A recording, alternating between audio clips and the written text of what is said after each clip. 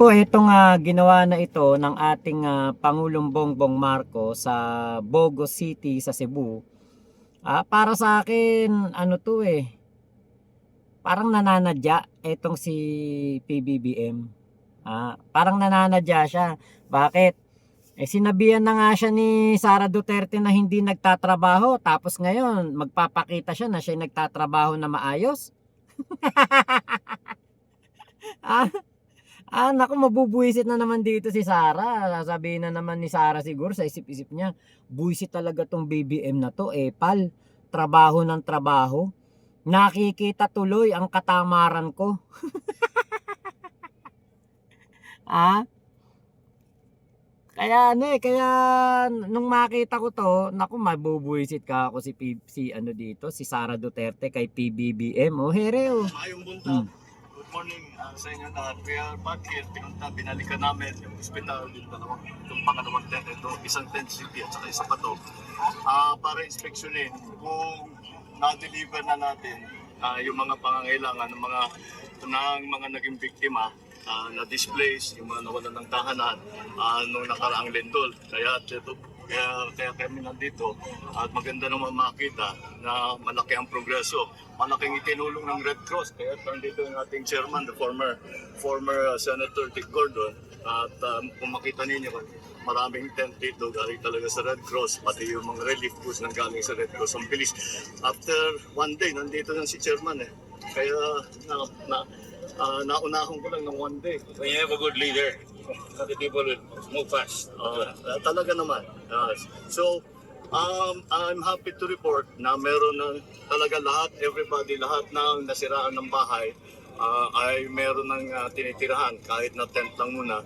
Kung makita ninyo doon yung dinaanan natin tent city, pinapalitan na natin yung tent at dinalagay na natin yung mas maganda, mas matibay na housing para sa ating tinatawag na modular shelter na ating bagong binibigay pagka nagkakaganito. Kaya ako ay nagpapasalamat sa lahat ng ating mga first responder, lahat ng ating mga volunteer, pati na yung mga agencies of government at maganda naman ang naging response. Siguro hindi naman tayo mapapahiya sa tao na sabi natin basta't may pangangailangan ay nandyan ang pamahalaan. Kaya hindi pa naman kagaya ng nasabi ko nung last time ko nandito, hindi ito naman minsanan lang, patuloy pa ito kung ano pa ang pangangailangan. Pati may magandang idea ang ginawa yung Red Cross, naglagay ng swimming pool para sa bata. Parang maliit lang na bagay, pero hindi dahil ang mga bata kahit papano talagang nayanig ang isip nila dahil sa lindol, tapos nawalan ng bahay, tapos lumipat dito. At least nakita mo, tumatawa na naman, nagsisigaw. Malaking bagay yan para sa mental health ng ating mga kabataan. Yun. And you can tell that Red Cross talaga sanay na sanay sa ganitong klaseng trabaho. At namin din, iniisip pa lang namin, nagawa na nila.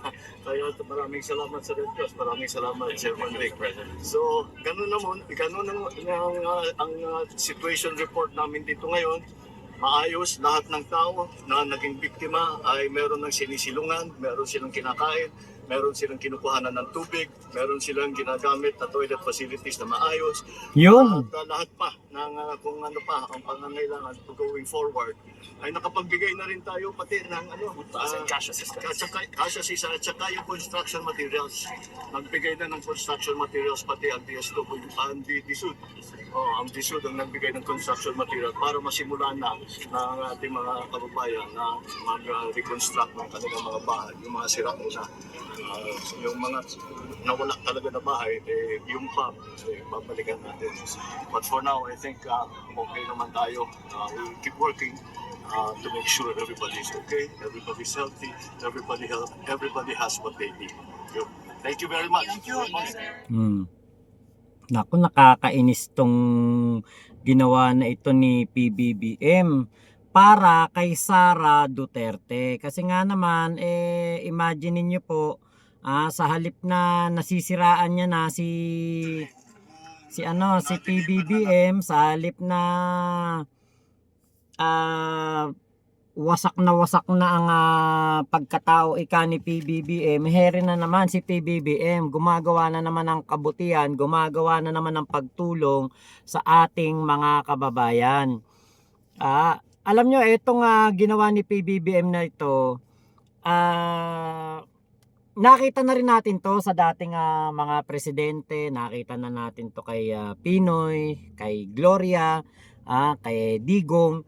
Pero iba kasi tong kay PBBM. Kay PBBM, talagang comprehensive, full pack, andyan na lahat. Talagang kapag ginawa, kapag sinabi ni PBBM, ginagawa. Kapag sinabi na gagawin, magagawa talaga. Ilang araw lang natapos na po ang mga modular homes at mga itong sa tent city. At ang isa pong napaka-importante kasi dito, alam nyo talaga, kahit dati ako nakakita ako ng mga evacuation center sa Bulacan noong kami ay naundoy. Ang pinakamahirap talaga sa evacuation center ay toilet facilities. Ngayon, kapag katulad nito, may toilet facilities na maayos, hindi po magiging burara ang paligid. Kasi doon sa ibang mga evacuation center na nakita ko o mga ginagawang mga rehabilitation center, yung mga inaayos yung kanilang mga lugar, mga bahay na nasalanta, doon muna sila tumitira, katulad nitong tent city. Minsan makita mo may pupu sa paligid, may madumi talaga, tapos walang pinaka-importante din tubig na makukuhanan. Malinis na tubig na maiinom. Katulad po noon, etong kung maalala ninyo nung panahon po ng Yolanda, nagmagaling si Digong, unang-unang pumunta ng Yolanda victims. Doon po sa Visayas region, yung mga na-Yolanda, nagpakitang tao doon si Digong. Unang-unang pumunta, pero wala namang ginawa. Wala. Hindi naman siya yung sasabihin na may nagawa o malaki impact ng kanyang pagpunta roon. Wala. Hindi po ganun katindi ang kanyang nagawa doon. Wala siyang silbi. Nagpa-photo ops lang dahil nga po kakandidato na for 2016. Yun po ay kasama sa kumbaga pag-aartista ni Digong para po makuha ang loob ng mga Pilipino noong 2016 election. Kaya po pumunta doon para lang magpa-picture sa mga tao, magpa-picture na kunwari pinupuntahan ng mga nasalanta. Pero kung tutusin, wala po talaga yung silbi. Si Digong po pumunta lang doon. Hindi po talaga bukal sa loob niya yung kanyang pagtulong doon. Dahil kung bukal sa loob niya ang pagtulong doon, ano ba ginawa niya sa mga taga Yolanda? Sa mga nabiktima ng Yolanda? Siniraan lang ng siniraan yung ginawa nila Pinoy at nila Marrojas. Maaring baka nga totoo, substandard, hindi katanggap-tanggap ang nagawa ni Pinoy. At sinasabi nga na tinago lang yung mga relief packages o mga tulong ng mga iba't ibang bansa noon para sa mga nabiktima ng Yolanda. Pero alam niyo po, meron pong mga plano si Digong noon na mga modular homes. Yung mga parang tawag doon, yung parang kahon yun nakakalimutan ko tawag doon. Yung mga parang container van na mas mura daw pero mas maayos daw. Yung mga modular homes na yun kaysa sa mga pinagawa ni Pinoy at ni Marrojas. Pero kung mapapansin ninyo, wala rin pong pagbabago. Bagkus nakurakot pa at naging bunga pa ng korupsyon yung pagkilos na yon ni Digong. At wala pong natapos, wala pong naisakatuparan na magandang proyekto para sa mga taga-Yolanda, mga na-Yolanda doon sa sa Visayas region noong administrasyon ni Digong.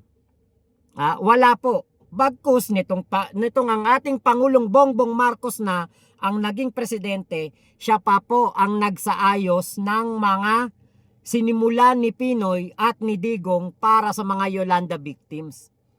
And yet, heto po ngayon, makikita natin ang disaster response na ginagawa ni PBBM sa Visayas. Especially dyan sa Cebu. Actually hanggang Davao region. Talagang tinulungan ni PBBM. Ito po ang isa din sa mga katibayan na ang ating Pangulong Bongbong Marcos maasahan talaga sa oras ng pangangailangan. Ayan o. Napakabilis ng paggawa nito. Napakabilis ng pagkakagawa. Kasi si PBBM, ang gusto niya, mabilis na pagkilos, mabilis na pagtugon. Hindi katulad nung panahon ni Digong, 1 taon nang nakalipas ang kalamidad, hindi pa naisasaayos ang buhay ng mga kababayan natin na nasalanta ng kalamidad. Si PBBM, ora mismo, gawa ka agad. Kaya sasakit na naman ang dibdib dito ni Sara Duterte. Sasakit na naman ang dibdib ng mga DDS. Imagine ninyo yung sinabi ni Sara Duterte na hindi nagtatrabaho si PBBM, heto, siya mismo ang nag-i-inspeksyon ng sinabi niyang proyekto weeks ago. Weeks ago lang to pero tapos na kaagad. Bakit hindi ito nagawa ni Digong? Diba? Bakit hindi ito naisakatuparan ni Digong nung siya ang presidente? Kasi ang inuuna ni Digong, natapos kami ito. ng 45 units ngayon. Pero may dadagdag pa kami yata na 14. Hindi pa na nakarating, no? So for now, 45. Kahapon po na turnover namin 20. Hopefully today, ma-turnover namin yung remaining 25. 59. Pero sa ngayon, ang kompleto namin is 45. Parating pa lang yung supply ng iba. 18 square meters po ito ang floor area, 3 by 6 meters wide. Temporary relocation nila until such time na may permanent relocation. Ang next namin na site is Danbantayan. Naka-download kami doon ng initial na 21 units. So we are about to start there na prepare na ang mga ground, no? And then magtatayo na rin doon. And then the other one is Bugo. Bayanihan Village ang tawag dito kasi ambag-ambag ito ng maraming ahensya ng gobyerno, even the private sector. So makikita natin doon sa billboard namin ang mga logo ng lahat ng cooperating agencies. OCD is the major coordinating body sa lahat na nangyayari na to. DPWH prepared the ground, no? Silang ng ground. Kami sa DSUD kami naglagay ng bahay.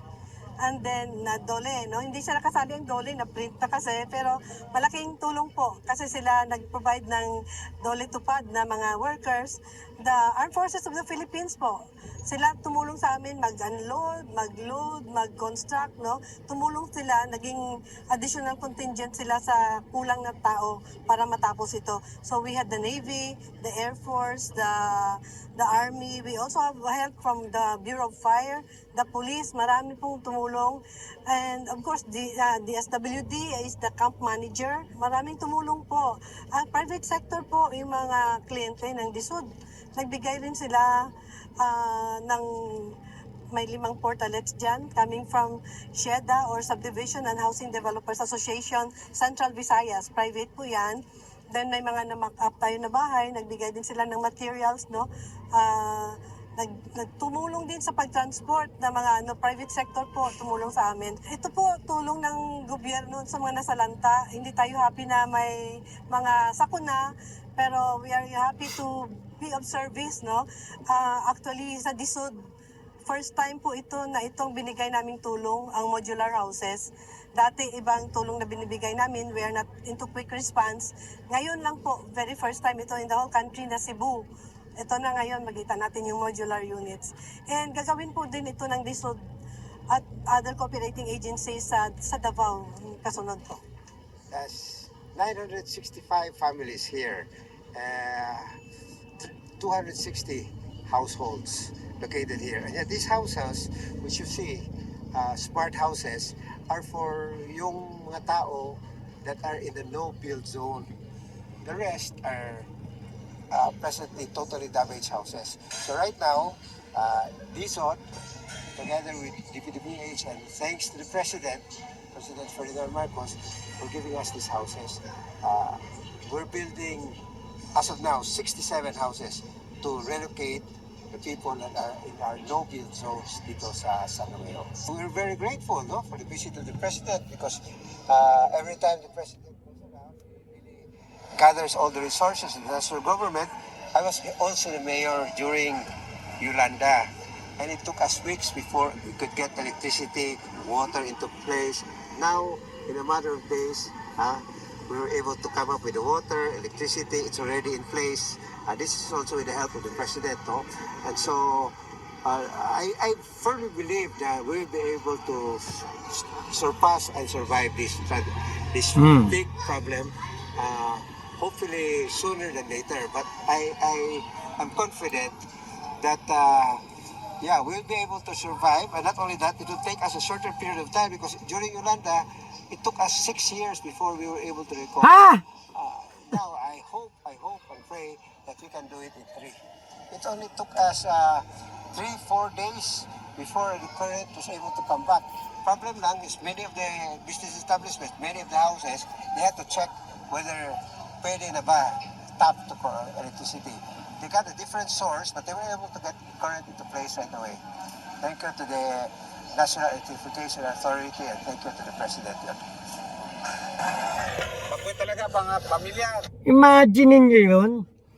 Panahon ni Yolanda, panahon ni Digong, hindi nagawa yung ganito kabilis na proyekto para sa mga nasalanta ng kalamidad. Mabilisan, talagang nagawa kaagad. Modular homes, 67 na po ang nagawa. At dito sa video na ito, kailan to in-upload? Kahapon lang yata to in-upload o kanina lamang. Pero ito, interview nung mga nakaraang araw pa. So ilan na kaya ang nagagawa ngayon ng grupo ni PBBM?